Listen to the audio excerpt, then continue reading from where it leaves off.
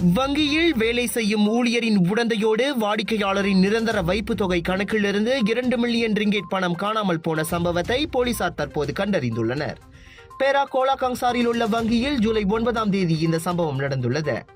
இந்த முறைகேட்டில் அந்த வங்கியின் ஊழியர் ஒருவர் சம்பந்தப்பட்டுள்ளதை அந்த வங்கியின் புகார் மூலம் தெரிய வந்துள்ளதாக புக்கெட் அமான் வர்த்தக குற்றவியல் பிரிவின் இயக்குநர் டத்தோ ஸ்ரீ ரம்லி முகமது யூசுப் இன்று தெரிவித்தார். அந்த வங்கியின் நிரந்தர வைப்பு தொகையில் உள்ளவர்களின் கணக்கில் இருந்து 3வது தரப்பின் வங்கி கணக்கிற்கு பணம் மாற்றப்பட்டுள்ளது. வைப்பு தொகை கணக்கு வைத்திருந்தவர்களின் இருவர் ஜூன் 27ஆம் தேதி பணம் மீட்க வந்தபோதுதான் வங்கி ஊழியரும் இந்த மோசடியில் சம்பந்தப்பட்டது தெரிய வந்துள்ளது. சோதனை நடவடிக்கையின் போது அந்த இருவரின் வைப்பு தொகையின் ஒரு சில பகுதிகள் மூடப்பட்டதையும் போலீசார் அறிந்தனர்.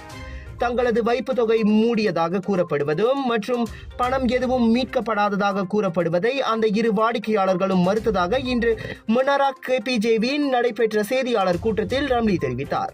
இந்த விவகாரத்தில் சம்பந்தப்பட்ட முக்கிய சந்தேக பேர்வழி தற்கொலை செய்து கொண்டதால் ஜூலை 5ஆம் தேதி அவர் இறந்தார். எனினும் தண்டனை சட்டத்தின் 408வது விதியின் கீழ் தொடர்ந்து விசாரணை நடத்தப்பட்டு வருவதாக ரம்லி தெரிவித்தார்.